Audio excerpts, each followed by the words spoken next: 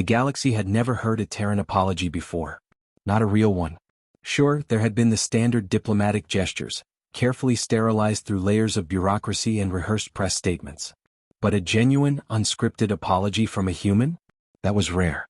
And when it came, it didn't come from a president or a fleet admiral or a planetary spokesperson. It came from an engineer named Maeve Carson on the day her hand stopped the war. It began, as so many interstellar misunderstandings do, with a misunderstanding of scale. The Zytherian Confederacy, a vast alliance of crystalline intelligence networks and distributed mineral-based consciousnesses, had viewed the Sol system with a kind of amused detachment. Their ships shimmered with refracted light, operating with precision the Terrans hadn't even begun to comprehend. When first contact occurred, it was supposed to be a cautious handshake. Instead, it was a punch in the face. The humans thought the glittering scout ships were drones, harmless, perhaps even decorative. A mistake during a comet mining operation accidentally vaporized 3 of them. To the Zytherian, who transmitted a portion of their awareness across these drones, it was not an accident. It was murder. Within days, they unleashed retaliation protocols that hadn't been activated in 10,000 galactic cycles. Terran colonies on Ganymede and Ceres went dark. The lunar defense grid lit up like a dying star. Earth's military advisors called it a limited engagement. The Zytherian called it a cultural response.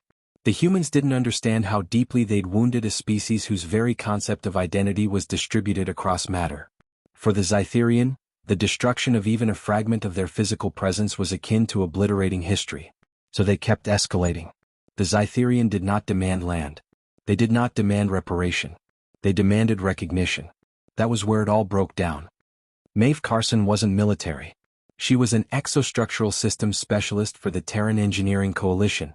Her job was to monitor stress tolerances on orbital elevators and keep AI-driven construction bots from collapsing habitats. She was used to being ignored by generals and diplomats. But she had something no one else had.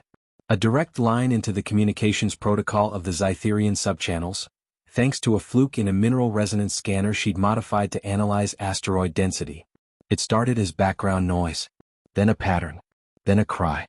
Maeve didn't understand the syntax, but she felt the tone, the pain, the fury behind it. She spent 14 sleepless nights decoding the communication patterns, feeding them through behavioral AIs, pairing emotional spectrums with energy outputs. What she discovered shattered her assumptions. The Zytherian weren't angry because of politics or territory. They were grieving. The destroyed drones had carried memories, families, songs etched into latticework, generations of poetry stored in molecular spin. Humanity had not just fired first. They'd burned their libraries. When Maeve brought her findings to the Terran Senate, they were met with polite nods and immediate disregard. "This is not the time for emotional nuance," said one senator. "We're dealing with a Class 5 strategic threat." So she took another route. She broadcasted her own message. Illegally. Unauthorized. A live transmission on every Terran channel and every known Zytherian listening array. She stood alone in the center of a crude habitat dome outside the Mars relay station, wind snapping her jacket collar, eyes staring into the void of a camera lens. No suit. No weapon. Just her voice. And she began with 2 words no human diplomat had ever dared say. "I'm sorry." "I don't know your words," she said, her voice cracking, "but I've heard your sorrow. I've felt it through patterns and echoes, through vibrations that carry more meaning than our words ever could." She placed a piece of crystal on the table in front of her, a sample taken from one of the drones destroyed in the mining blast. "I didn't destroy you. But someone like me did. And we thought you were just probes. Tools. Things." She looked down, then back into the lens. "And that is the problem, isn't it?" Pause. Not for dramatic effect, but because her next words were heavier than any she'd ever spoken. "We always think we're the center. We think if it doesn't bleed like us or scream like us or beg in the same frequency, it isn't alive." Her hand trembled. "We were wrong." Then she placed her hand over the crystal and whispered in English, knowing the words didn't matter, but the emotion did. "I'm sorry we didn't ask who you were before we destroyed what you loved." The message lasted 7 minutes. It echoed through space like a ghost in digital wind. Military officials tried to bury it. They failed. Because the Zytherian heard it. And they paused. Not stopped. Not forgiven.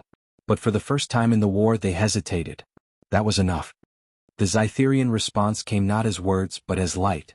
Beams of refracted data carved across orbit, forming patterns visible even to the naked eye from Earth's surface.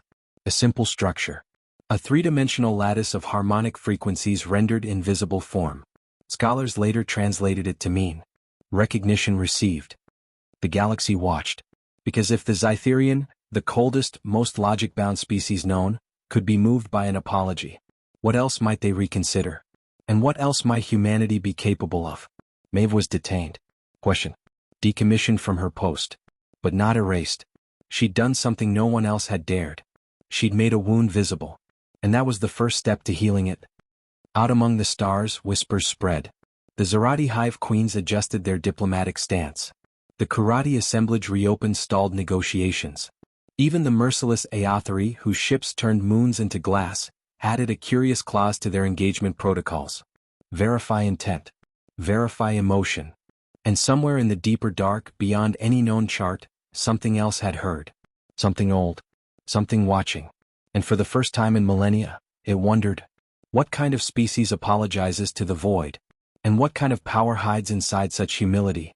The Zytherian did not forgive easily. Their memories were etched into crystalline networks spanning generations. They didn't forget pain. They stored it, replayed it, archived it like sacred text. Grudges were written into their architecture. But Maeve's apology wasn't just heard. It was recorded, not as evidence of guilt, but as a moment of historical curiosity. The Zytherian High Court designated her words as a new classification in their cultural lexicon. Esentheri, sorrow without self-preservation. It had no precedent in their ancient repositories, which made it dangerous and valuable. Meanwhile, on Earth, Maeve Carson's fate hung in bureaucratic limbo. She sat alone in a windowless holding room deep beneath the Interplanetary Council's HQ in Geneva, sipping cold tea and waiting to be told what she already knew. She was a liability. Not because she'd endangered humanity, but because she'd humanized the enemy. She'd spoken to them not as invaders but as beings. And that terrified the Council more than orbital bombardments. The door hissed open. Admiral Keelan entered, tall and sharp as his uniform. Maeve, he said, voice clipped. What you did breached no less than 17 interstellar broadcast treaties. I know, she said calmly. And you bypassed a Tier 6 encryption firewall to do it? Yes. You realize this could be considered sedition under Article. Did they respond? That stopped him. Keelan narrowed his eyes. The Zytherian paused all attacks. For 72 hours. Maeve's heart thudded. They responded, she whispered. No words. No messages. But our long-range scopes picked up high-frequency lattice formations in orbit over Europa. Patterns too organized to be natural. We're still deciphering them. Maeve stood slowly. Then they listened. Keelan didn't answer. He simply left. The door sealed behind him. But it didn't lock. That was the first sign. In the outer spiral arms of the Zarati swarm world, a seismic shift was happening. The hive queens, connected via pheromone-based mind link over light years, held emergency council. The question was unprecedented. Should we learn this apology? The Zarati were a warborn species. Their civilization began in blood and evolved through competition. To them, emotion was weaponized vulnerability. Apology was for prey. But the humans had used it differently. Not to beg. Not to barter. To acknowledge. That was something the Zarati had never considered. In the heart of their mother hive, Queen Serexthal authorized a new protocol. Emotive simulation siphons, machines designed to record, emulate, and test expressions of vulnerability. Her final command to the engineers designing them? Start with the human called Carson. Back on Earth, things were unraveling fast. What began as a military standoff had become a diplomatic paradox. 36 alien species had requested full transcripts of Maeve's apology. 13 of them asked for audiovisual playback. 2 of them, the Paraki and the cold-blooded Eurythex, sent emissaries with a single question. What does sorry mean when death already happened? Maeve volunteered to answer in person. The council refused, so she went anyway. The Paraki ambassador resembled a floating column of translucent spines and chemical clouds. It communicated through temperature and vibration. Maeve sat across from it in an isolation chamber, her translator drone buzzing gently overhead. The ambassador's first message was simple. Why do you admit failure? Does this not weaken you? Maeve exhaled, voice calm. Because we already failed. Pretending we didn't doesn't fix what's broken. It just hides the wound. Pause. Then. And if the wound is fatal? She leaned forward, placing her palm flat against the table. Then we don't let it be the last thing we ever do. The drone translated. The room warmed by 1/2 degree. Which, in Paraki terms, was respect. That recording went viral across interstellar channels. Not just because it was poignant, but because it came with no negotiation. Maeve never asked for peace. She didn't promise restitution. She didn't even plead. She simply understood. In the void between stars, something else stirred. An intelligence older than language. Older than war. The Vexial entity, a being thought long dormant, reawakened its listening spiral. Not to analyze weapon systems or troop movements, but to replay one human voice. I'm sorry we didn't ask who you were before we destroyed what you loved. The Vexial had consumed stars. Erased civilizations. But never, never, had it heard sorrow offered without survival as motive. It shifted course. Toward Earth. The Zytherian responded again. This time they sent a representative. That was new. Their emissary arrived in orbit around Neptune aboard a ship shaped like a spinning diamond, its surface flickering with color and code. The ship did not broadcast demands. It simply opened its doors. And the message beamed across Sol. We wish to understand the one who understands us. Maeve stood on the deck of the Terran diplomatic vessel Unity's Echo, watching Neptune's swirls shift beneath her. She wore no uniform. No armor. Just a flight suit and a recording device. When the docking bridge extended, she stepped aboard the Zytherian ship alone. Inside was silence. Then a chorus of tones. Lights dancing. Walls pulsing in slow, deliberate rhythm. It wasn't speech. It was recognition. The Zytherian had built her words into their language. Their response came as a shape, a lattice of glowing rods and crystalline nodes suspended mid-air. A replica of the drone she'd apologized for. But repaired. Restored. Carved into its side was a Terran word, etched with careful intent. Understand. Maeve cried. Not because they forgave her, but because they tried. And that was more than anyone had expected. The galaxy shivered. Because if the Zytherian could change, then maybe every assumption was wrong. Maybe humans weren't dangerous because they fought. Maybe they were terrifying because they could empathize after the fight was over. Because they could stand in the ruins and say, "This is our fault," without flinching. And then rebuild. And somewhere in the deep dark, the Vexial accelerated. Not out of hunger. Not for conquest. But for curiosity. Because something about this small blue world made even gods think twice. The Vexial did not move lightly. In the dead silence between galaxies, it carved its path, subspace screaming in its wake. Stars dimmed as it passed. Not because it attacked but because it listened too hard.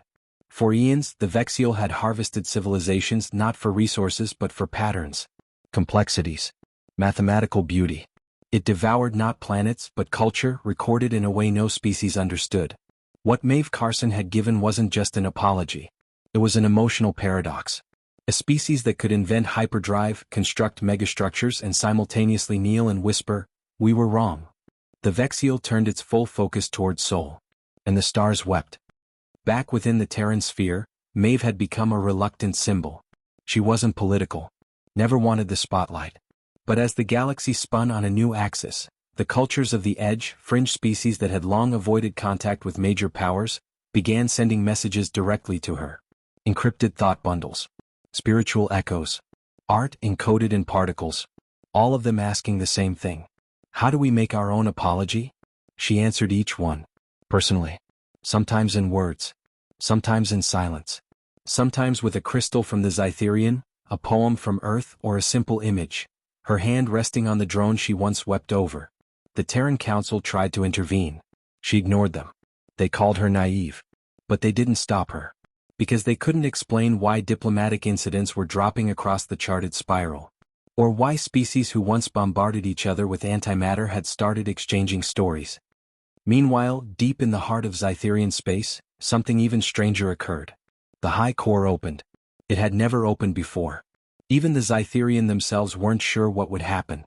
From its quantum lattice poured millions of fractal memories. Not weapons. Not war plans. Stories. They began broadcasting human tales. Translated. Redacted. But felt. The message was clear. They spoke to us. Now we will speak of them. A crystalline sculpture was sent to Maeve. It arrived in orbit, carried by a vessel with no crew. Etched along its base, a phrase in both languages. The first whisper. The first understanding. On Aothar, a species infamous for its extermination campaigns, a shift was taking root. The Council of Cold Winds, once unmoved by mercy or sorrow, opened debate for the first time in 2000 cycles. A warrior mind named Jorkash submitted an argument that stunned his brethren. If humans feel regret so deeply, perhaps they feel justice just as fiercely. The Aothari did not embrace peace. But they stopped deploying preemptive strikes against perceived threats. And that saved 12 million lives in a single week. Because of an apology.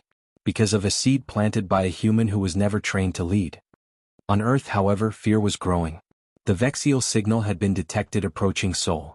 Massive. Impossible to contact. Unstoppable. Its path was not one of diplomacy. It never slowed. Never diverted. It came like a god returning to judge its creation. Every orbital gun was readied. Every fleet deployed. And still it came. Until it stopped. Not at Earth. Not at Mars. But just past Pluto, where Maeve had placed a beacon months ago. Not a weapon. A monument. Carved into an asteroid, her words. I'm sorry we didn't ask who you were before we destroyed what you loved. The Vexial waited there. 4 hours. Then days. Analyzing. Not the monument itself. But what it represented. A memory. An intent. An evolution. And then it spoke. One word. Broadcast across every frequency, every channel, in every language. Seen. The Terran Council scrambled. Diplomats panicked. What did it mean? Was it a threat? A confirmation? A challenge? But Maeve, now back on Mars planting coral circuit gardens for automated drone farms, heard it and smiled. Because she knew what it meant. The Vexial didn't accept. It didn't reject. It simply witnessed. And for an entity that had erased civilizations without blinking, witnessing was the first sign of restraint. It was not peace. But it was a beginning. The ripple kept spreading. The Aenari, ancient light forms who had quarantined their own minds after deeming the universe too hostile, sent an encoded thought message into public relay. We have reconsidered exile. The Mexel, a fungal network that once considered humans a threat to biomass harmony, opened trade discussions for emotional resonance stones, curious to taste apology. Even the brutal Carthish slavers began releasing prisoners. Quietly. No declarations. Just actions. Each one leaving a small symbol on the cell doors, a single inverted tear. Maeve's symbol. Of course, not all responded kindly. The Zentari collectors, enraged by the changing tide, launched a covert operation to capture and dissect Maeve's brain. They believed it held a mimetic virus, a contagious idea that subverted imperial control. They failed. Their stealth craft was intercepted by a Kurati clanship, which had previously sworn neutrality. When asked why they intervened, their matriarch simply said, "The human taught us shame. We will not let that lesson be silenced." And in the heart of the Vexial mass something shifted. It had once been a creature of consumption, of finalities, but now it paused at a single point of data. Maeve's words, played again, and again. And with each repetition, a question emerged from the void. What would we say if we were sorry? The galaxy held its breath. Because if a being that never apologized could learn how, then perhaps even the worst among them could change. Not because of war. Not because of domination. But because a single human said, "I see your pain. And I regret it." And meant it. The Vexial's question echoed like a fracture through the void. What would we say if we were sorry? For a being that had never communicated except through destruction, the phrase was a tectonic shift. It wasn't language. It was introspection, folded in dimensions no one had thought possible. And all across the galaxy, ancient empires trembled, not in fear of the Vexial, but of what its transformation implied. Because now they understood something terrifying. Humanity hadn't just introduced empathy. They'd made it contagious. Maeve Carson stood atop the Martian ridge, looking out over the terraformed valley of Eos chaos, where engineered rivers twisted like silver veins through red dust. Below her, children played in gravity fields. Drones planted sky-hardened wheat. Life, in its quiet resilience, continued. A week had passed since the Vexial broadcast. No further words had come.